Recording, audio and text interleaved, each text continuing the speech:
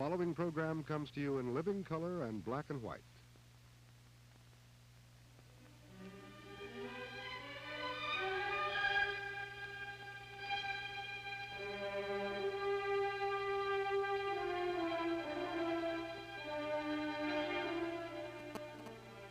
Ars una, species mille.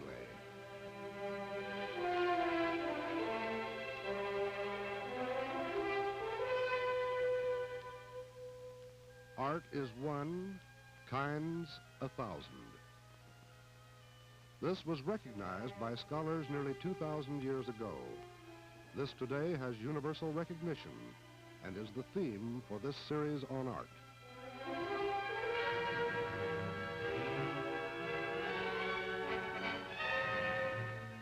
KRCA is proud to present this series of Feitelson on Art in cooperation with the Los Angeles Art Association.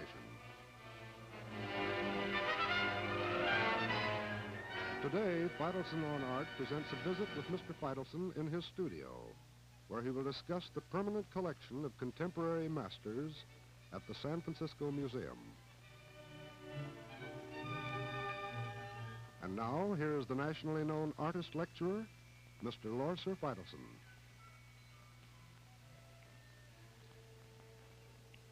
Hello. Today, we're going to see some works in the permanent collection of the Museum of Art in San Francisco, which is rightfully called the West Coast Museum of Modern Art. There's had a very successful career and now is under the direction of a young new man from the Middle West with vast experience in art education and museum direction. He's also a painter and a printmaker. His name is Dr. George Culler. And I like his view. I like his conception of the museum responsibilities. He says that the artists are those who respond to subjective or objective experience and invent new forms for our culture. The museum does not direct the artist. It only recognizes the significance of his achievements. Now, to me, this is a very civilized attitude and makes for a proper kind of a museum, not only for the artist and for art, but for the public who support the museum. We have a selection of examples of contemporary art. Most of these examples in the permanent collection of the San Francisco Museum are by the pioneers of the various movements, from Utilio and his personal kind of realism, to the Fauves, the early Cubists, and also the pioneer moderns in Mexican art, and the surrealist innovators, and our own contemporary American pioneers in what we call the last word in contemporary art, men who have influenced the entire world. I think that perhaps we should best start with examining a picture by Utilio, a very handsome painting. Now, this is the kind of painting that represents Utilio in what is called his white period, his first white period. A simple painting, and probably not painted from life, but painted from a photograph. We know he used postcards. It makes very little because no matter what he looked at or observed, he interpreted in his own terms. He was fascinated by Paris, by its streets, rather than by people, though people occasionally appear in his pictures, but they're mere puppets. It's the city. We will see also some examples by the pioneer Rivera. Now, Rivera was in Paris with the Cubist group, a friend of Picasso, of Juan Gris, of Braque, and returned to Mexico with a deep conviction that art must represent the inherent culture of his native land. And therefore, we see in his work a return to the subject matter that is Mexican and also deeply rooted in the indigenous arts of Mexico, which we call the pre-Columbian art. We will see in some of his other paintings, again, the recurrence, or rather in the works, I would say, of Siqueiros, another member of the group, a very talented man, a younger man, and perhaps the most virile member of the pioneers of what we call the Mexican movement, which had a terrific impact on the American painters, and particularly the West Coast artists. And in this area and in San Francisco, murals became not only fashionable, but were mastered in a very wonderful way. Perhaps a little overdone with political content. But these artists' work can rest on the glories of their aesthetic achievements. They're great works of art if you join them or not. And we also see in the works of Tamayo, a more personal artist, a man who is perhaps more international, more sophisticated, but nevertheless, we see in his art the inspiration of the pre-Columbian, particularly the art of the west coast of Mexico, that which we call Tarascan, or from the art of Colimes, and perhaps one of the phases during the 30s of Picasso. It is not an eclecticism. These are merely devices, because his own sense of color and arrangement and mood and poetry is Tamayo's and is recognized immediately. We will see other examples by the French artists, like the older member of the fourth group, and this is none other than Rouault, a man about the same age as Matisse, which means he's considerably older than Picasso or Braque, and who died only this year. A great man, a man who clung to his convictions, a man who was not at all appreciated and was not made by the superficial and corrupt methods that artists' names are built up. He was a man whom my youth was considered an enigma. He was not considered a modern artist. We didn't know what to make of him. We thought he was a sort of a revivalist, a man who was going back to Byzantine art, a sort of a heavy-handed Paul Klee. We just didn't know how to place him into our little pigeonholes. We always loved to make categories. He was a man who stuck to his guns, produced a great art, and had the satisfaction of seeing his art being recognized for what it is, and as you see in this wonderful head of his. They're very much sought after because they do speak to us in emotional terms and universal terms, because those were the emotions that he was concerned with. He was not concerned with anything but the common denominator, and his paint was applied very slowly, and he went over his pictures often, though those pictures look like sketches. We will see some other examples of some of his contemporaries, the four painters around 1904, 5, and 6. And here we have an example that looks like any of the members. This one happens to be by Derain. A beautiful moment in painting. Again, a moment that was not understood, not only by the public, but by the artists themselves, because they abandoned this attitude after 2 or 3 years. Some clung to it. But Derain not only abandoned it, he destroyed all of his pictures except those which were in the hands of collectors or gifts that he had given to his friends. Now we know 30 years later these pictures were to influence the entire world. They've been revalued and placed on a very, very high position in importance. We see here in this early Matisse, this painting done before World War I, perhaps about 1912, and a lyrical moment, reminds us a little bit of Bonnard if it were done by a child. Now, Matisse is no child. He's a very, very sophisticated man. Of course, he's also passed on a few years ago. But he has shown us what lyricism means in painting. doing away with what we call the obvious intellectualism. Yet he was a very intelligent, or what we would call a man who works by thinking. But the result is always lyricism. He arrives at poetry through thinking, at fancy through calculation. We will see in another example his portrait of one of the Stein families from San Francisco, who, by the way, were his first American patrons. And this, I believe, is a portrait of Michael Stein. And here we see where he plays with realism and likeness, and also the fauve approach to painting, looking for freshness rather than visual exactitude. In the next example, I don't know if this is Mrs. Stein or not, Mrs. Michael Stein or not, but it's quite typical of his portraits before he let himself go into what we would call his almost semi-abstract phase of art.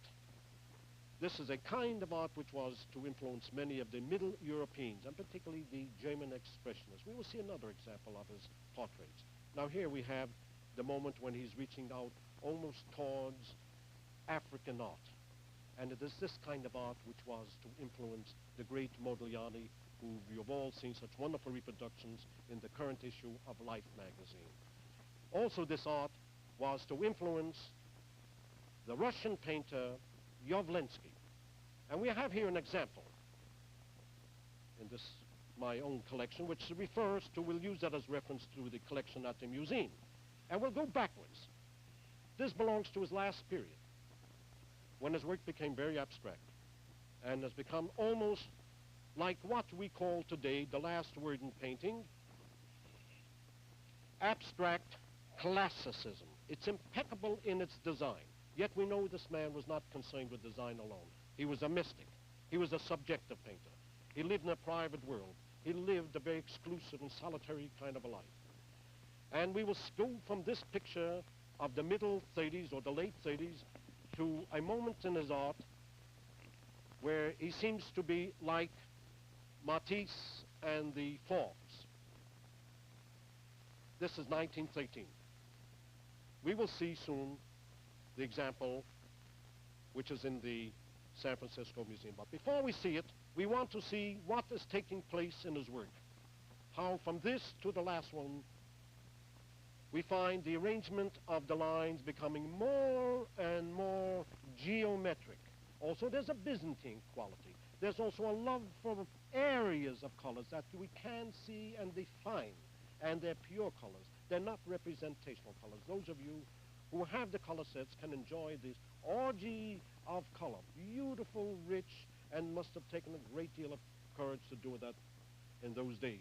Today, of course, every young painter considers him a model for the use of color. Let us see that wonderful example in the San Francisco collection, which precedes the one you just saw. Here, we see the influence of African sculpture, the geometry, the spherical form, and the cylindrical form of the neck, and also the barbaric use of color, and that strange use of that spot between the eyebrows, the so-called third eye. As I said, he was a mystic. We know too little about his private thoughts, because he was not a man given to exhibitionism or looking for publicities or writing books about himself. He was content to be forgotten so he could work the way he wished to. He was not a competitive artist. Great artists usually are not. They're too busy trying to be painters. A man that follows and has a very fine example is Paul Klee. Now, he was a friend of Yovlensky. There's a little group of 4 painters whose works were bundled together by the rest of the world, and they were called the Blue Riders, the Blue Four. No two had anything in common with the other, excepting they were unlike the French modern painters. Paul Klee were probably the most individual of the group, the most private painter. Or that is, he painted a private world with childlike forms, which also was not understood in those days. And Only 10 years ago, up till about 10, 12 years ago, there was a little gallery on Sunset Strip trying to sell these pictures practically for about $60 a piece. No buyers, and today these are the pictures that people push each other aside to grab hold of for a measly $10,000. Now, I'm not talking as a speculator. These works are great works of art. And fortunately, great works of art are also a great speculation of those who are thinking in mercenary terms. We will see from our friend Paul Klee, who's disintegrating his form, perhaps influenced by what the Cubists were doing. We have here a very good example which relates itself to the fine paintings in the San Francisco Museum. And this is by Marcuse, a man too little known, simply because he did not play the game. He did not have critics writing about his work at the expense of others, which is usually the trick of the small-minded, political-minded art critic. He couldn't take it.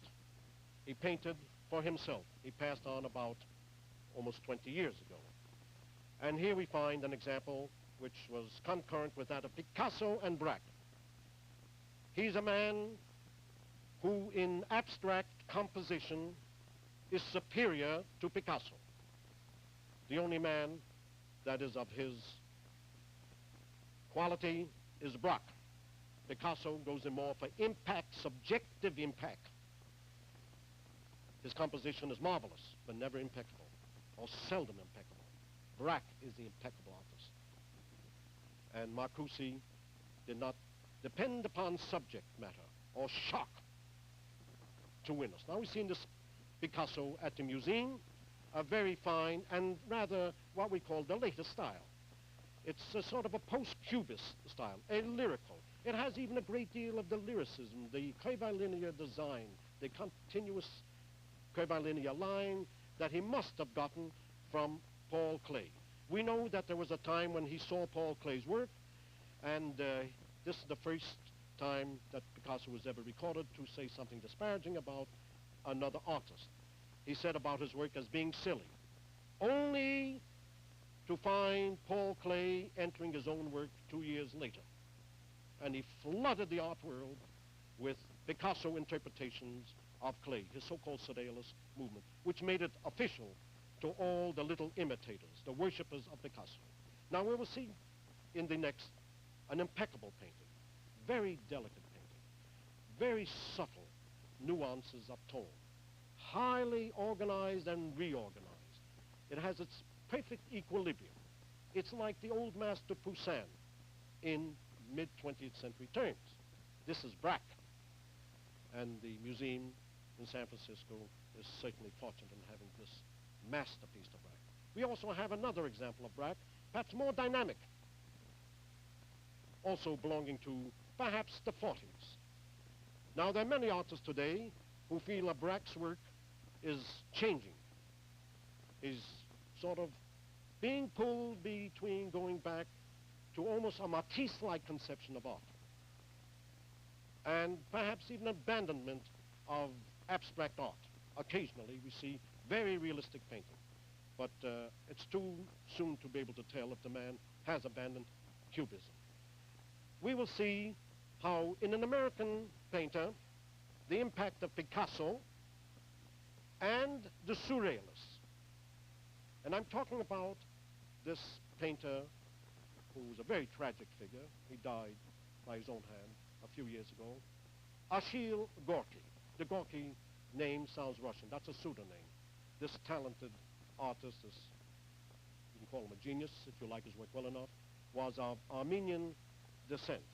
And here we have a very wonderful example of his kind of thinking and also the sources of his art, which will perhaps help us understand better the painting in the San Francisco Museum. This comes from the collection, originally was in the collection, of Hans Burkhardt, one of our brilliant artists, a top-flight artist, who knew Gorky very, very well and had also been a student of Gorky many, many years ago. And we see in these forms almost Picasso-like forms, almost Miro forms. Personally, I prefer it even to Miro. This is only my own taste. To me, it's more masculine, more positive, and it's charged with vitality. Let's see what the painting looks like at the museum. Those of you who have color will really have a treat. At the San Francisco Museum, we see this wonderful painting with the lines which are dynamic, movement, charged with colors that are also a movement. He does not seek harmony or feminine arrangements of color. It's impact. Impact that is organized, but never made into a static. He is an expressionist, definitely expressionist. A man who's looked at Tanguy's drawings, has looked at many, many sources, and yet was able to transform or transmute that, which he had felt in others, into his own art. We mustn't forget Picasso does the same thing.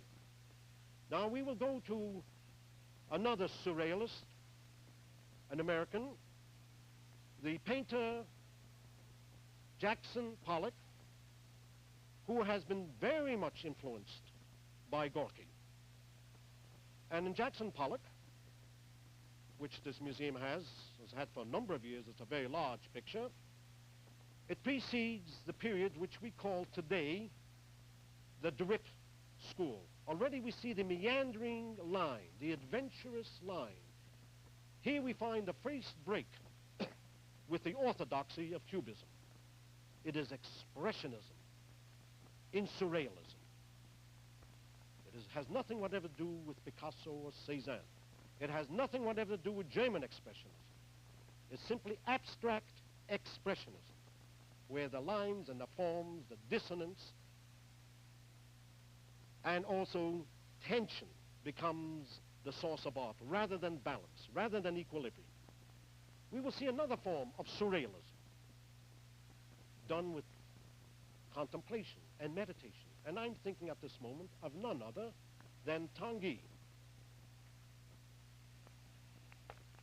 The museum has a wonderful example of Tanguy, and here we have in my own collection a great moment in his art, a picture which I acquired about 10 or 12 years ago. It belongs to his 1942 period, and it's meticulously done. He has created his own world. He has influenced many painters.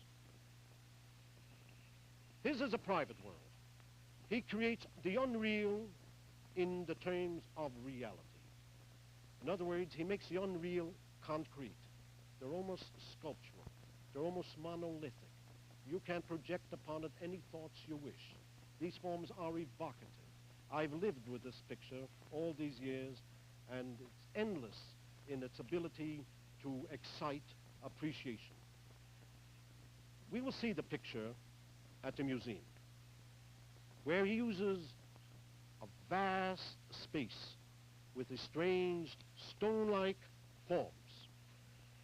Forms which look like so many pebbles in a very shallow lake.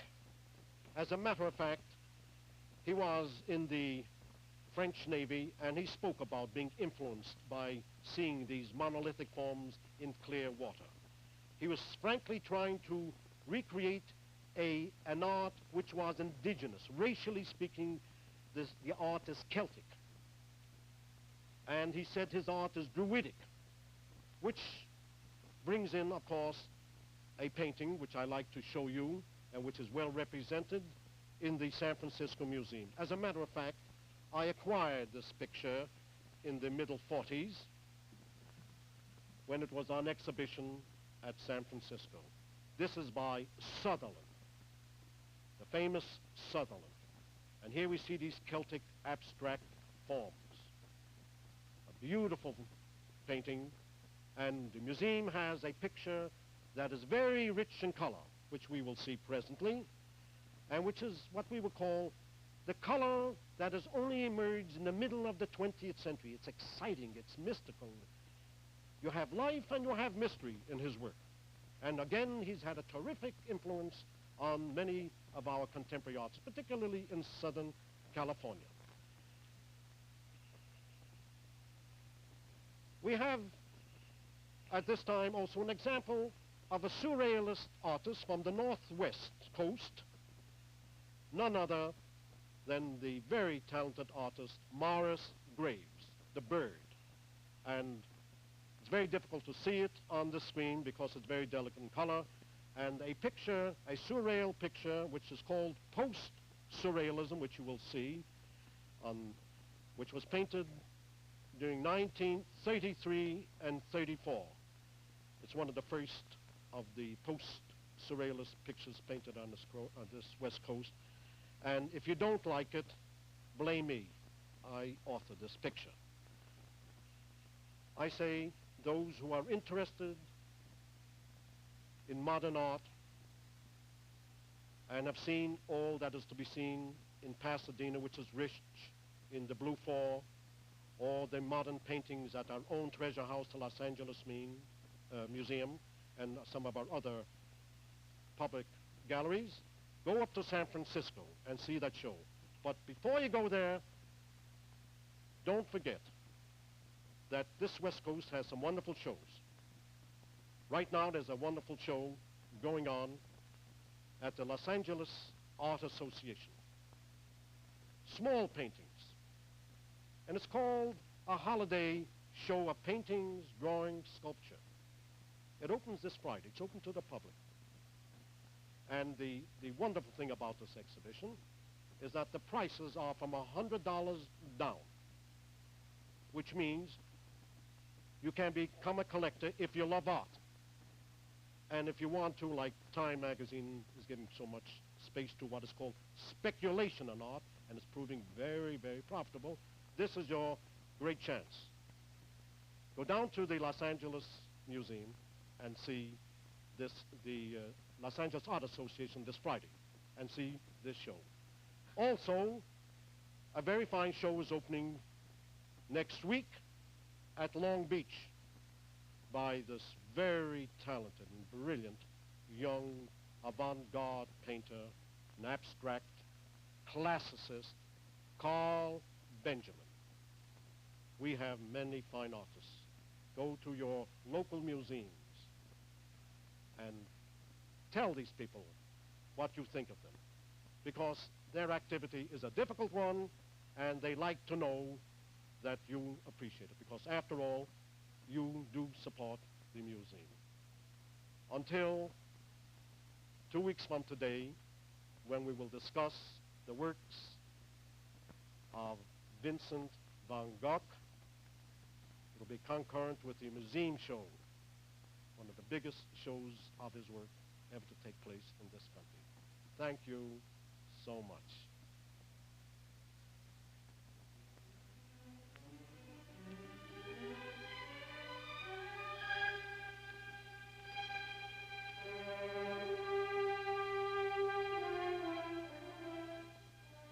KRCA, in cooperation with the Los Angeles Art Association, has just presented Faitelson on Art, the 71st in a series of art programs.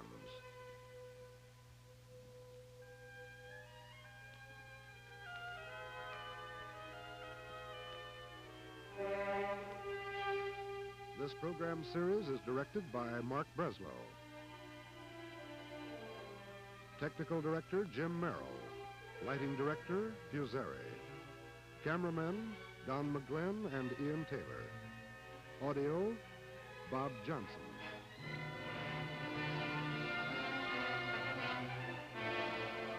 Produced by KRCA.